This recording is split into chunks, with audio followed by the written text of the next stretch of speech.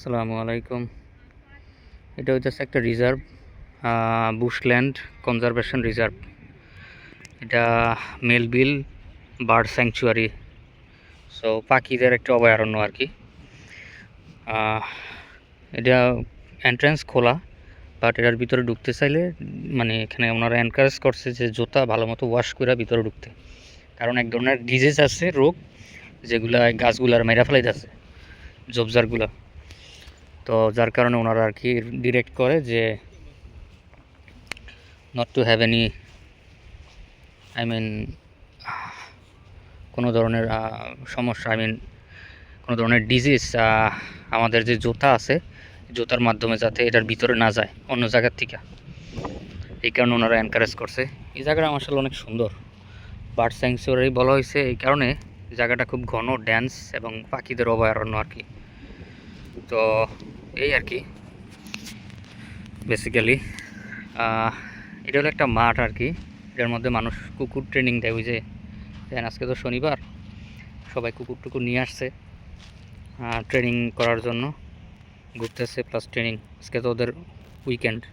ওরা মূলত এই উইকেন্ডে বিদেশিরা ঈদের মতো পালন করে। ঈদের দিন মনে হয় যে সাপ্তাহিক ঈদের দিন এই শনিবার আর রবিবার। শুক্রবারের রাত্রের থেকে শুরু হয়, শুক্রবারের সন্ধ্যার থেকে 3টা-4টার পরের থেকে যখন শিফট শেষ হয়ে যায় সবাই, ওই সময়ের থেকে সবাই শুরু করে পার্টি, মজা মাস্তি এবং সেলিব্রেশন যত কিছু আছে।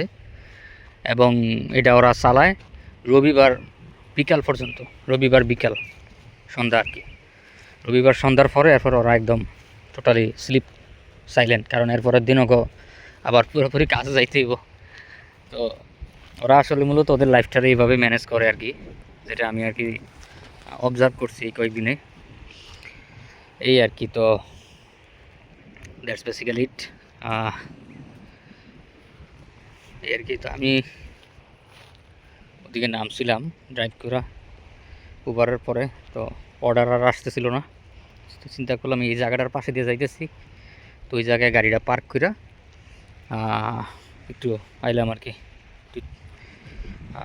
কুল হইতে ব্রেন এবং মাইন্ড। এই আর কি বেসিক্যালি। এদিকে এই জায়গায় আরেকবার আসছিলাম আগে এরকম সেম টাইমেই। তো আজকেও আসলে আলহামদুলিল্লাহ আল্লাহর রহমতে আসলাম। এই যে লেকটা, এটা হলো সোয়ান রিভার। হ্যাঁ, একটা আশ্চর্যজনক ব্যাপার হলো এই লেকটা, এটা সম্পূর্ণ সাগরের সাথে লিঙ্কড, ফ্রিম্যান্টেল বিচের ওই সাইডটা দিয়া। এবং এই লেকটা হলো কৃত্রিম, আর্টিফিশিয়াল। এটা তারা নিজেরা তৈরি করছে, অস্ট্রেলিয়ানরা। অত বড় একটা লেক, বিশাল বড়, বাট নিজেদের প্ল্যানিং ম্যানেজমেন্ট খুব খুব মানে ভালো করে পরিকল্পনা করার পরে দেন তারা এটা করছে।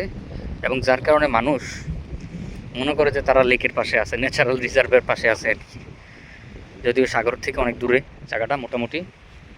বাট এই লেকের কারণে এটা ট্রেন দিয়ে যখন যাইতাম পার্থ সিটিতে, ওই যে দূরে যে বিল্ডিং মাঝখানে দেখা যাইতেছে, ওইটা হলো মূলত Partha city area, CBD congested area.